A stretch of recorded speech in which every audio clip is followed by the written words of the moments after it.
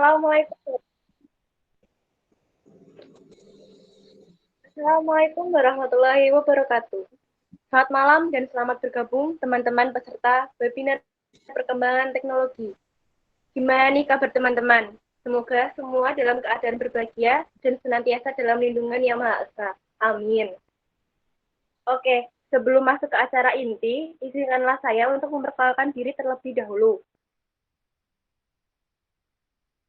Perkenalkan, nama saya Aulia Putriwiana yang akan menemani teman-teman dari awal acara hingga berakhirnya acara nanti.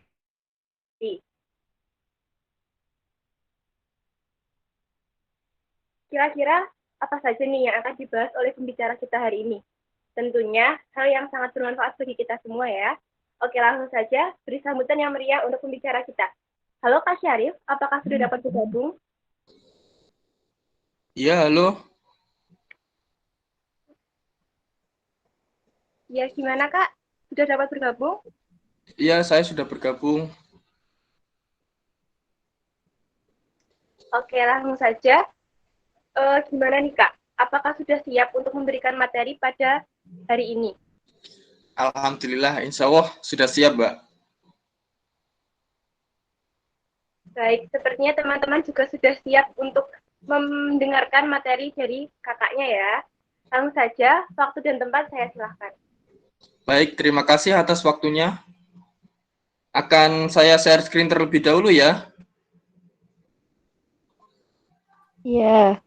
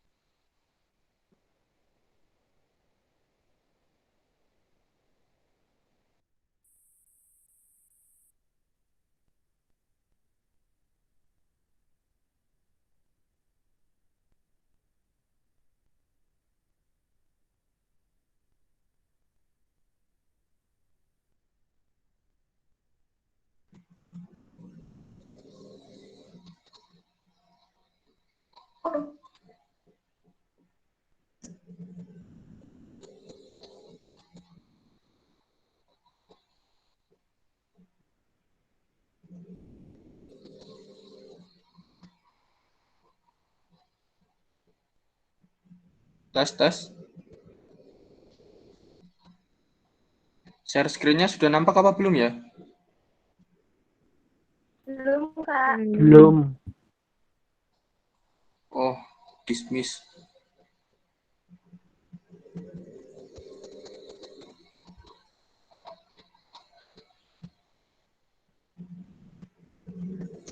Sekarang sudah nampak ya?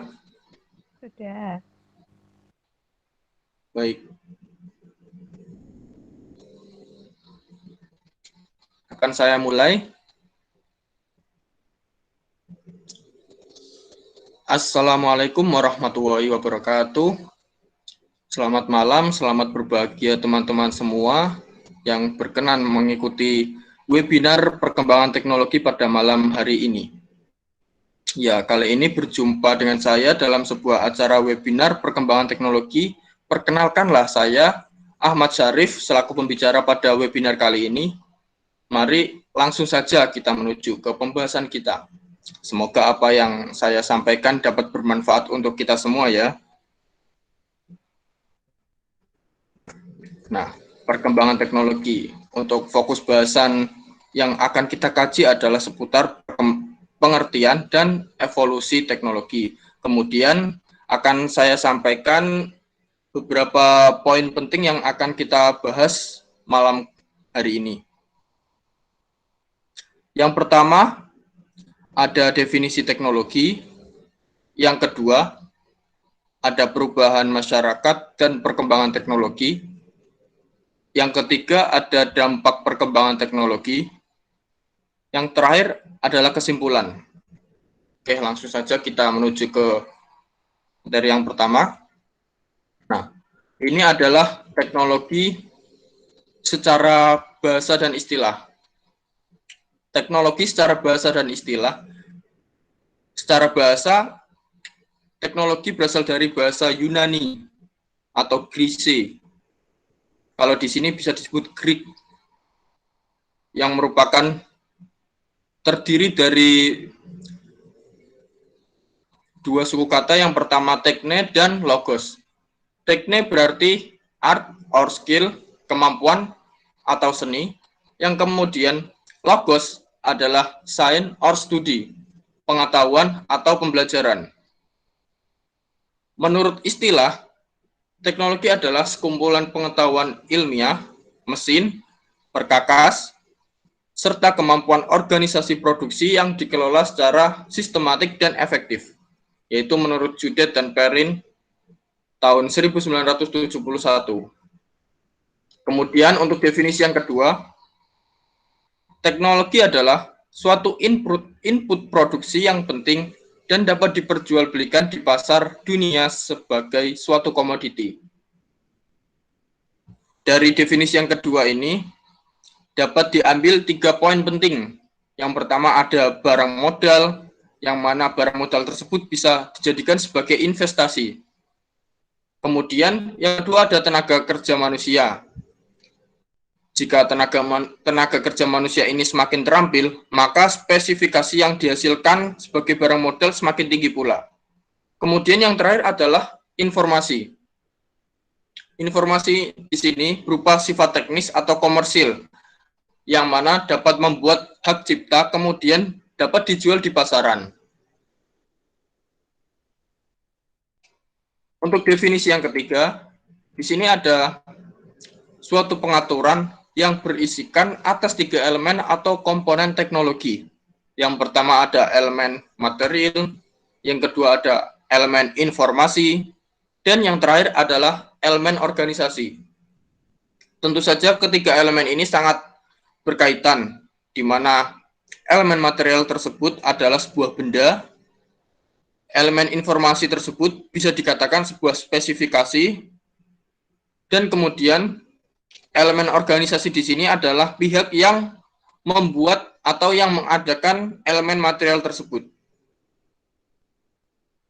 Karena di sini sudah dijelaskan bahwa elemen material itu berupa mesin, kemudian elemen informasi berupa pengetahuan, 6 prosedur, kemudian yang terakhir elemen organisasi produksinya.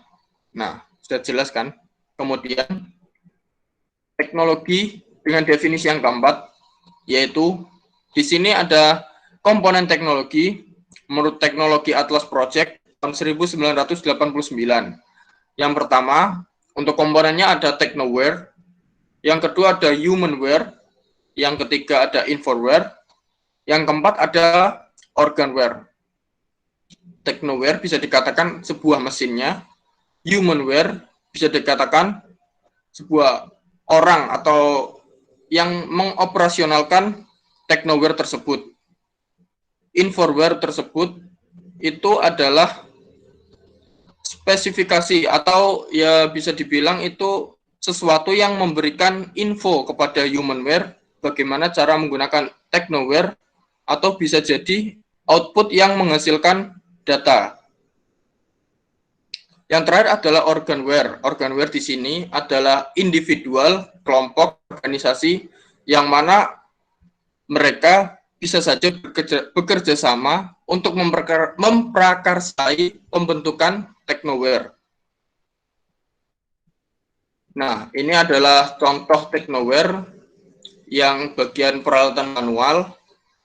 Di sini lebih banyak digunakan tenaga manusia, sehingga jika tidak ada tenaga manusia, alat tersebut kurang bisa berjalan dengan optimal. Nah, ini ada mesin otomatis, mesinnya bisa berjalan lebih otomatis daripada yang pertama tadi. Dan yang terakhir adalah fasilitas yang sudah terintegrasi, di mana yang technoware kali ini sudah lebih canggih daripada yang kedua tadi.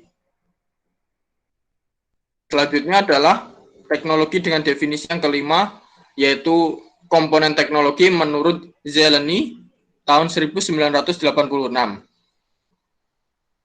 Komponen kali ini sepertinya sudah tidak asing ya. Sudah pernah kita dengar waktu pelajaran TIK zaman SD, SMP, atau SMA pasti sudah tahu lah apa itu hardware, apa itu software, apa itu brainware.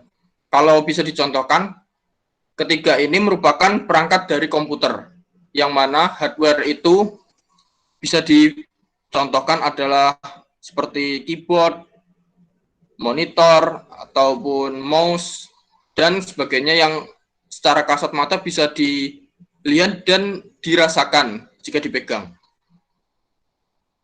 Kemudian software itu kalau dalam susunan komputer ya bisa jadi ya dia merupakan aplikasi yang ada di dalam hardware tersebut, di dalam monitor, yang mana dia bisa menghasilkan sesuatu yang bisa dilihat saja. Kemudian brainware sendiri, brainware itu yang menjalankan hardware. Jadi ya brainware sama dengan manusia lah, bisa dikatakan seperti itu. Jadi manusia mengoperasikan hardware, kemudian software mengoutputkan hasil. Nah, seperti itulah. Nah, kali ini kita masuk ke yang kedua, yaitu perubahan masyarakat dan perkembangan teknologi. Yang pertama adalah masyarakat tradisional, masyarakat berkembang, dan masyarakat pertanian. Di sini mempunyai karakteristik tersendiri ya.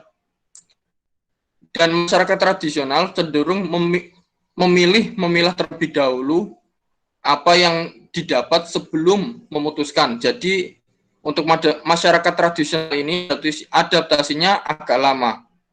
Kemudian untuk masyarakat berkembang, mereka setelah lepas landas langsung membuat industri. Maksudnya lepas landas itu ketika mereka diberikan sebuah informasi atau teknologi, mereka ya bisalah langsung menggunakan teknologi tersebut. Jadi mereka lebih mudah beradaptasi dan suka mencari keuntungan yang akhirnya ya semua bernilai pada materi. Kemudian yang terakhir ada masyarakat pertanian. Ya di sini mayoritas ya masyarakat industri yang mana kemudian jika sudah pro pada bidangnya, mereka bisa menjadi sebuah masyarakat informan. Di sini terfokus pada apa yang dilakukannya guna kepentingan pribadi, jadi mereka suka bertanam dan suka mencari uang. Seperti itulah.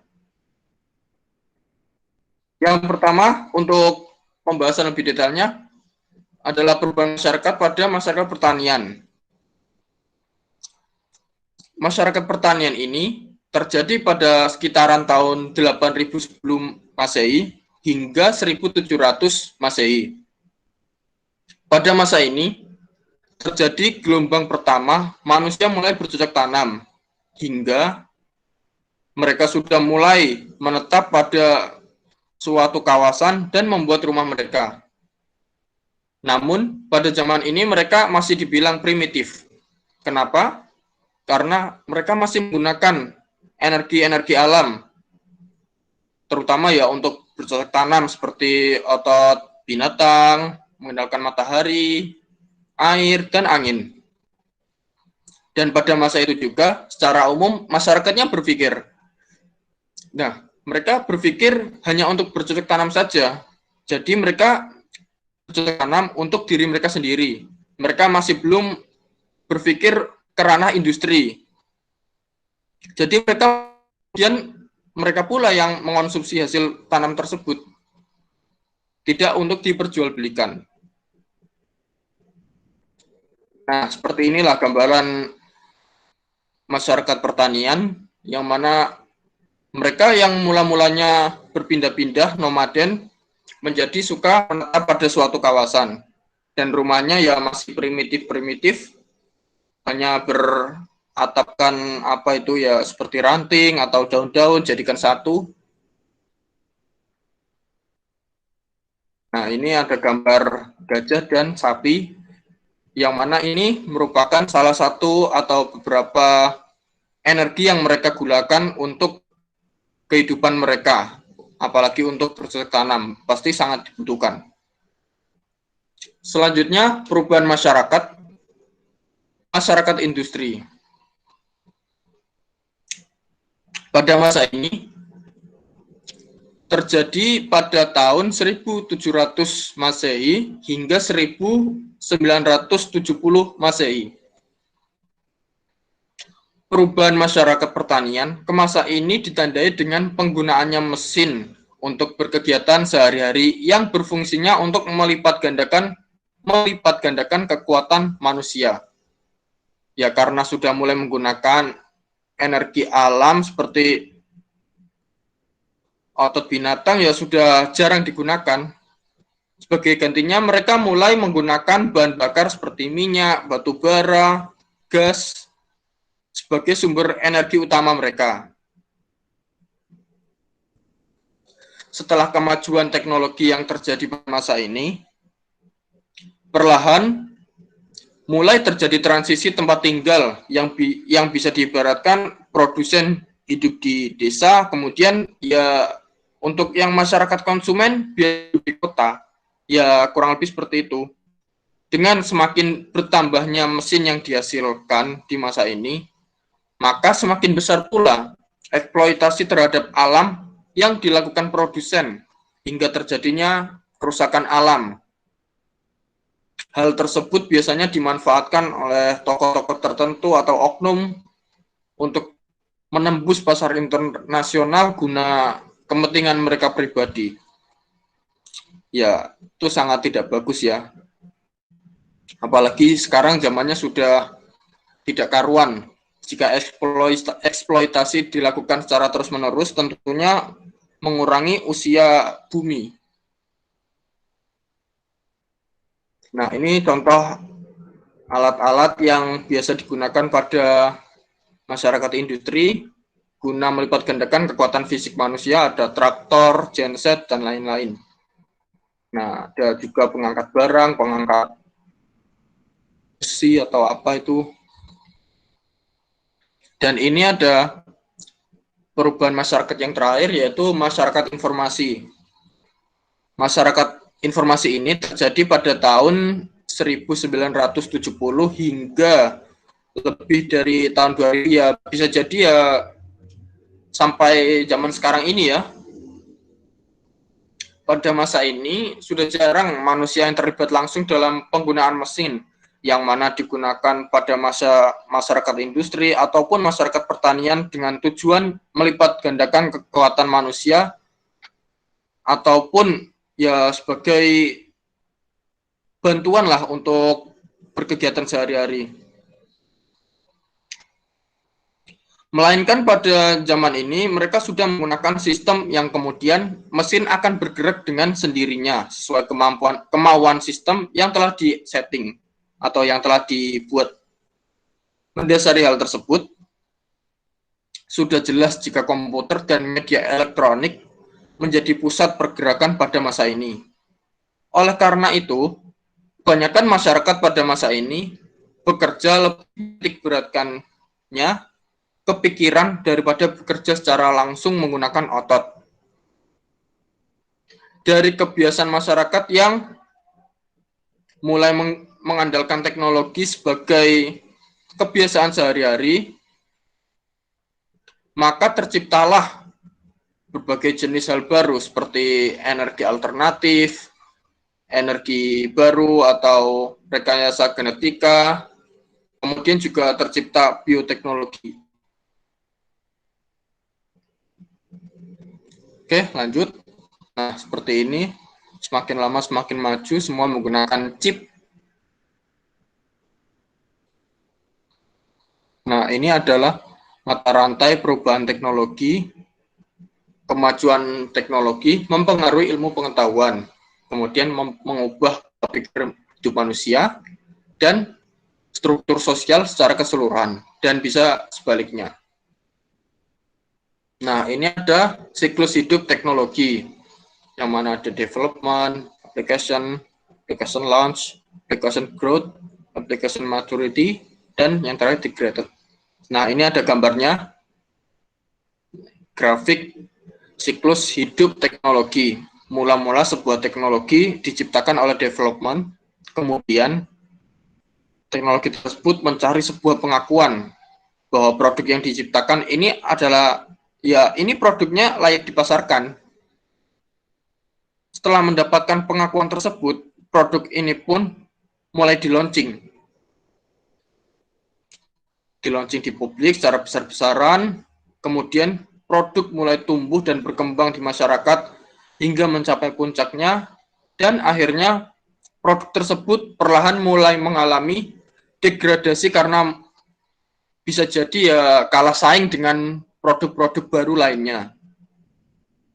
Tentunya ya zaman teknologi ya selalu ada persaingan. Apalagi ya HP, laptop seperti itu tentu saja sangat sengit pertarungannya. Kemudian kita masuki dampak positif perkembangan teknologi. Yang pertama adalah dampak positif yang diberikan oleh perkembangan teknologi dalam keseharian kita. Pengaruh yang pertama adalah mempermudah dan mempersingkat pertukaran informasi. Hal ini dapat kita rasakan di zaman yang sekarang ini, di mana setiap rumah pasti sudah mempunyai alat yang bisa digunakan untuk bertukar informasi satu sama lain. Entah itu dengan anggota keluarganya sendiri, atau dengan teman, atau siapa yang berada jauh dari hadapan atau jauh dari rumah kita lah. Intinya tidak berada dalam satu tempat dengan kita. Yang kedua, meningkatkan efisiensi dan pekerjaan. Dengan perkembangan teknologi, selain mempermudah seorang untuk saling bertukar informasi, hal tersebut tentu memberikan efisiensi dan efektivitas sehingga bisa mengurangi durasi seseorang memperoleh informasi dari orang lain. Yang ketiga, memungkinkan pembelajaran online sepenuhnya. Wah, ini sangat relevan banget ya sama keadaan kita saat ini. Hal ini memang sangat lumrah sih kita rasakan, di mana segala kegiatan secara luring itu sangat dibatasi. Ya, oleh karena itu, pembelajaran secara online merupakan sebuah solusi terbaik untuk semua orang agar pembelajaran tetap bisa tersampaikan, ya meskipun terhalang kondisi secara tatap muka. Jadi bisa dilakukan dengan kelas online, ya seperti yang kita lakukan pada saat ini. Kita tidak bisa mengadakan kegiatan secara offline, secara tatap muka, secara langsung, namun kita bisa menggantinya dengan menggunakan aplikasi seperti Google Meet atau Zoom atau ya Discord juga bisa, dan sebagainya. Dan yang terakhir, dapat berkomunikasi dengan orang lain walaupun tidak berada di lokasi yang sama. Melalui perkembangan teknologi, dapat memungkinkan semua orang dapat bertemu siapa saja dalam waktu kapanpun. Karena dalam teknologi masa kini, sudah mampu mempertemukan setiap orang dengan orang lain secara virtual melalui berbagai macam platform yang sudah saya sebutkan tadi. Oke, selanjutnya adalah dampak negatif perkembangan teknologi. Selain dampak positif yang bisa dirasakan pengguna teknologi maksudnya, ya tentu saja ada dampak negatif yang timbul seiring perkembangan teknologi. Yang pertama, dapat membuat kecanduan terhadap gadget yang dipunya. Dan juga tentu saja dengan aplikasi yang ada di dalamnya, ya seperti meta yang terjadi pada saat ini, banyak kaum laki-laki kecanduan bermain game, sementara kaum wanita kecanduan bermain aplikasi yang suka goyang-goyang seperti itu. Nah, itu ya merupakan ya salah satu dampak negatif sih menurut saya, karena dengan kecanduan aplikasi seperti itu, mereka cenderung lebih mengabaikan hal-hal lain. Salah satu contohnya ya keselamatan. Nah, mereka rela membuat konten dimanapun tanpa memperhatikan keselamatan mereka sendiri. Nah, itu lebih membahayakan, bahkan bisa mengancam nyawa mereka. Kemudian yang kedua, berkurangnya sosialisasi antar manusia karena terlalu fokus kepada dirinya sendiri, yang terlalu mendewakan teknologi, ya bisa dikatakan seperti itu, ya sehingga mereka cenderung lebih suka bermain dengan teknologi yang dipunya dibanding berinteraksi dengan orang lain yang ada di sekitarnya. Ya, contohnya seperti kalau saya bisa menyontohkan ya kayak cowok kalau sudah punya PC-nya sendiri, sudah punya keasikannya sendiri dalam dunia digital, pasti mereka lebih aktif di sana daripada berinteraksi dengan teman-temannya yang mungkin tetangganya atau bahkan keluarganya sendiri lebih jarang. Mereka lebih cenderung seperti apa ya, mengekspresikan apa yang dia rasakan di dunia online daripada di dunia offline. Dan yang terakhir, ini lumayan bahaya sih. Saya menyebutkan ini ya agak miris, karena seiring perkembangan zaman teknologi yang dikembangkan, tentu semakin maju. Bahkan digadang-gadang beberapa tahun yang akan datang, akan banyak pengangguran yang diakibatkan perusahaan di masa depan bisa jadi lebih percaya menggunakan teknologi dibanding dengan manusia. Apakah bisa dibayangkan? Apalagi kalau misal 100 tahun ke depan, banyak perusahaan lebih menggunakan robot daripada manusia. Wah, terus manusianya ngapain? Sangat tidak bagus ya. Jadi ya sebaiknya kita membekali diri kita sendiri dengan banyak ilmu supaya kita tidak terkalahkan oleh teknologi. Karena kita makhluk sejati, bukan makhluk yang buatan manusia yang mudah rusak seperti itulah. Oke. Kemudian selanjutnya adalah kesimpulan. Dari pembahasan yang kita kaji tadi, ya dapat disimpulkan bahwa teknologi yang terus berkembang dapat membuat hidup kita lebih mudah dan nyaman. Meski begitu, jika tidak digunakan secara bijak, terdapat beberapa dampak negatif yang justru memperburuk kualitas hidup kita, seperti yang sudah saya contohkan tadi.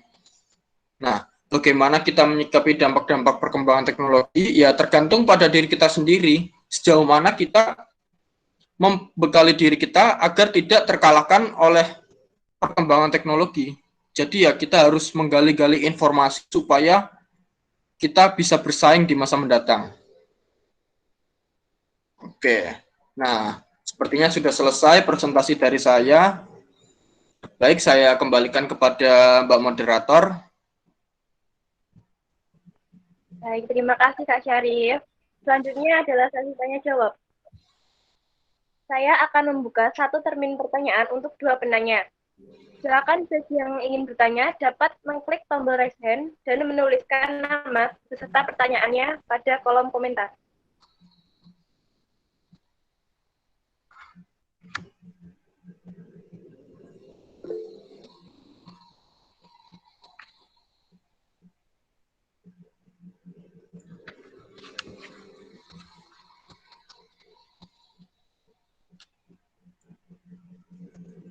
Tadi sepertinya sudah ada yang raise hand ya.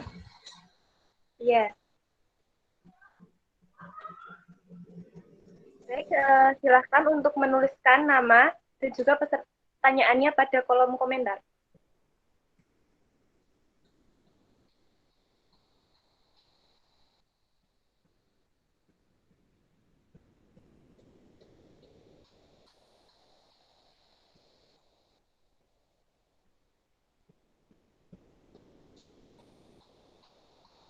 Baik, sudah ada pertanyaan pertama dari Kak Yasintani. Saya Yasinta izin bertanya, seiring perkembangan zaman, Semakin banyak teknologi yang dikonsumsi oleh publik, bahkan untuk semua kalangan terutama gadget. Tentu saja hal ini mempunyai dampak positif dan negatif, khususnya untuk anak kecil. Menurut Mas Syarif, bagaimana cara mengantisipasi seorang anak kecil yang kecanduan gadget? Terima kasih. Mungkin Kak Syarif akan langsung menjawab, apakah menunggu pertanyaan yang kedua dulu dan ditampung dulu, Kak? Sembari menunggu pertanyaan selanjutnya, ya bisa saya jawab terlebih dahulu ya untuk pertanyaan dari Mbak, siapa tadi? Yasinta ya? Ya, betul, Kak. Oke. Sepertinya pertanyaannya tadi sangat bagus ya. Ya, oke langsung jawab. Di masa pandemi seperti ini, ya sangat penting untuk menjaga anak-anak agar tidak terjangkit penyakit-penyakit yang sudah saya sebutkan tadi. Kalau cowok itu umumnya ya bermain game, kemudian untuk yang cewek kemudian ya lebih suka bermain aplikasi-aplikasi seperti itu. Nah, itu sangat penting untuk diawasi. Dan di masa pandemi seperti ini, mau tidak mau, semua anak di semua kalangan pastinya akan berinteraksi langsung dengan gadget. Karena pandemik mengharuskan semua sekolahan untuk melakukan pembelajaran tatap muka secara virtual. Dan anak pun semakin leluasa menggunakan gadget sesuka mereka. Oleh karena itu, pentingnya kesadaran diri kita sendiri dan juga orang tua, diri kita mungkin ya bagi yang punya adik atau saudara kecil-kecil itu bisa menjadi perhatian kita juga. Jadi kita harus menjaga mereka supaya tidak leluasa menggunakan gadget. Apalagi waktu ketika pembelajaran daring supaya anak tidak terbebas mengakses gadget sesuka mereka. Karena jika anak mulai tahu menggunakan gadget sesuai apa yang mereka sukai, maka akan semakin susah juga menjauhkan gadget itu dari anak. Jadi, dampingan orang tua sangat penting dan jangan sampai terlepas ketika anak sedang belajar secara online. Apalagi ya untuk anak-anak jenjang SD lah, itu masih zaman-zamannya anak suka bermain, apalagi kalau udah kenal Play Store kemudian download game ini, game itu, wah udah pasti udah sangat sulit untuk buat belajar. Mereka pasti lebih suka bermain game daripada buka Google Classroom lah atau apalah, buat apa itu. Ya, seperti itulah. Apakah menjawab pertanyaan dari Mbak Yasinta tadi? Bagaimana Kak Yasinta? Apakah sudah dapat diterima jawaban dari pembicara kita hari ini? Ya, sudah. Terima kasih. Ya, baik. Selanjutnya, pertanyaan kedua, silakan untuk, baik, ini sudah langsung ada ya, dari Kak Rido Ajiwardana. Izin bertanya mengenai apa itu technoware, humanware, infoware, dan juga organware. Apakah mereka mempunyai hubungan? Jika terdapat, apakah boleh ditunjukkan? Terima kasih. Silakan untuk Kak Syarif, bisa langsung menjawab pertanyaan dari Kak Rido. Baik, akan saya jawab dari pertanyaan dari Mas Rido Aji ya mengenai apa tadi technoware, humanware, infoware dan organware ya.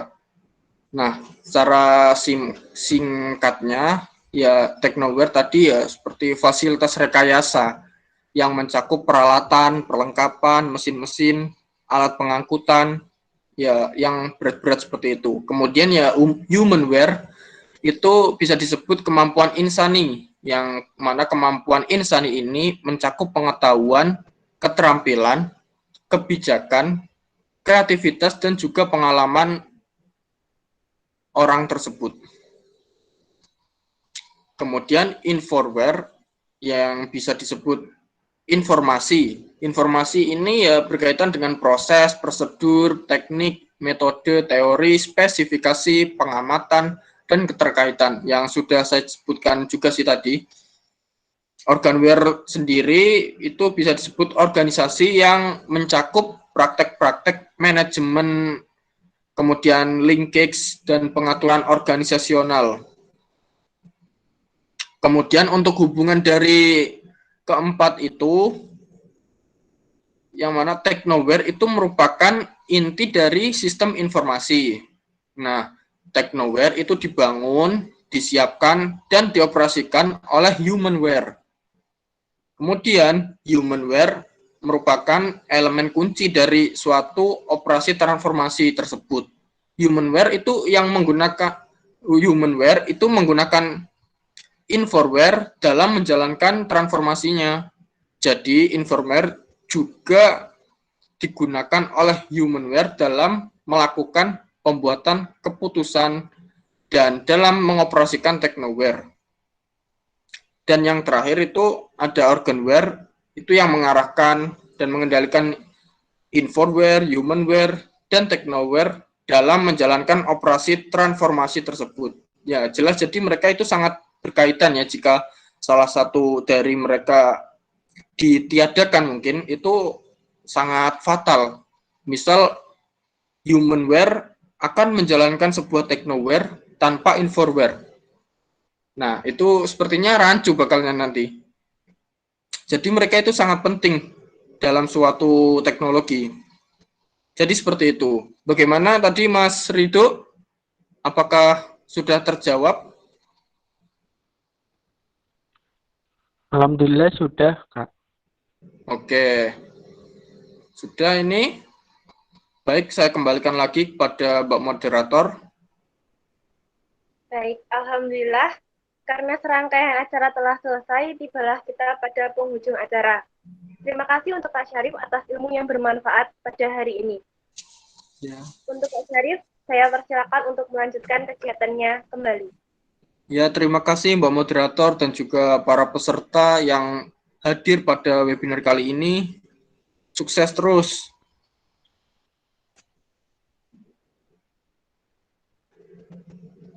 Baik, saya akan membacakan kesimpulan yang saya dapat pada pertemuan kita pada hari ini, yaitu kemajuan teknologi itu bagus. Hal yang membuat buruk itu tergantung bagaimana seseorang menyikapinya. Jadi, persiapkan diri kita untuk menghadapi segala macam perubahan yang akan datang. Sekian dari saya. Jika ada berkata, saya mohon maaf. Terima kasih dan wassalamualaikum warahmatullahi wabarakatuh. Waalaikumsalam warahmatullahi wabarakatuh.